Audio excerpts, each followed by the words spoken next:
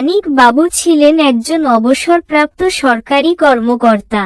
সারা জীবন পরিশ্রম করে সংসার গড়েছেন, দুই ছেলেকে মানুষ করেছেন, পড়াশোনা করিয়েছেন, চাকরি দিয়েছেন, বিয়ে দিয়েছেন। স্ত্রীও বহু বছর আগে মারা গেছেন। তারপর থেকে তিনি ভেবেছিলেন ছেলেরা আর বৌমারাই হবে তার শেষ বয়সের ভরসা। কিন্তু সময় বদলাতে বেশি দেরি হলো না।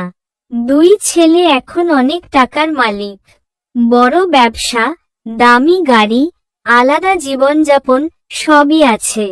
কিন্তু বাবার জন্য সময় নেই, ভালোবাসা নেই। একদিন রাতে বড় ছেলে বলল, বাবা, আমরা আর পারছি না। তোমাকে দেখাশোনা করা আমাদের পক্ষে খুব কষ্টকর হয়ে যাচ্ছে। সঙ্গে সঙ্গে ছোট বৌমা বলল, হ্যাঁ বাবা, আপনি বৃদ্ধাশ্রমে চলে গেলে ভালো হয়। সেখানে আপনার যত্নও হবে। মানিক বাবু কিছুক্ষণ চুপ করে রইলেন। তারপর ধীরে জিজ্ঞেস করলেন, তাহলে তোমরা চাইছো আমি এই বাড়ি ছেড়ে চলে যাই? ছেলেরা মাথা নিচু করে বলল, বাবা, এটাই এখন ভালো সিদ্ধান্ত। সেদিন রাতে মানিক বাবু একা ঘরে বসে স্ত্রীর ছবির দিকে তাকিয়ে কাঁদলেন। যে ছেলেদের জন্য নিজের সুখ বিসর্জন দিয়েছেন, আজ তারাই তাকে বোঝা মনে করছে। পরের দিন তিনি নিজেই নিজের কাপড় গুছিয়ে নিলেন। ছেলেরা গাড়িতে করে তাকে বৃদ্ধাশ্রমে পৌঁছে দিল। বিদায়ের সময়ও কেউ একবার জড়িয়ে ধরল না। বৃদ্ধাশ্রমে গিয়ে মানিক বাবু শান্ত হয়ে গেলেন। সেখানে তার মতো আরো অনেক মানুষ আছে, যাদের আপনজনেরা ভুলে গেছে। তিনি সবার সঙ্গে গল্প করতেন, হাসতেন, সাহায্য করতেন। ধীরে ধীরে সবার প্রিয় হয়ে উঠলেন।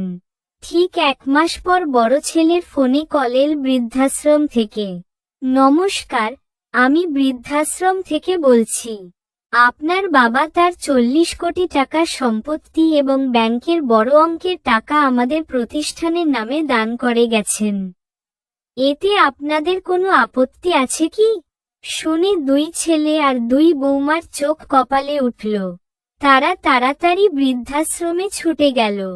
গিয়ে বাবার সামনে কান্নাকাটি শুরু করল।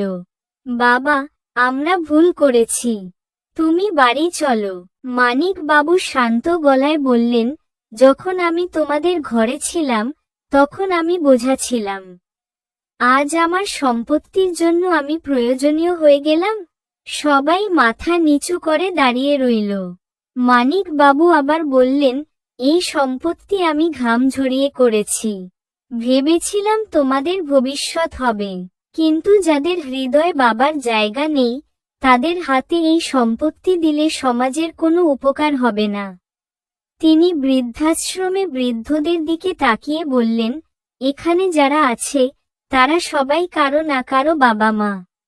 আজ থেকে এই সম্পত্তি হবে তাদের ঘর, তাদের ওষুধ, তাদের খাবার, তাদের সম্মান। ছেলেরা কাঁদতে কাঁদতে বলল, বাবা, আমাদের ক্ষমা করো। মানিক বাবু বললেন, ক্ষমা করেছি। কিন্তু মনে রেখো, বাবা মাকে বৃদ্ধাশ্রমে পাঠানোর আগে একবার ভাববে, একদিন তুমিও বৃদ্ধ হবে। সেদিন দুই ছেলে বুঝেছিল, টাকা হারানোর কষ্টের চেয়েও বড় কষ্ট হলো বাবার আশীর্বাদ হারানো। শিক্ষা: যে সন্তান বাবা মাকে বোঝা ভাবে, সে একদিন নিজের জীবনেই সবচেয়ে বড় বোঝা হয়ে যায়।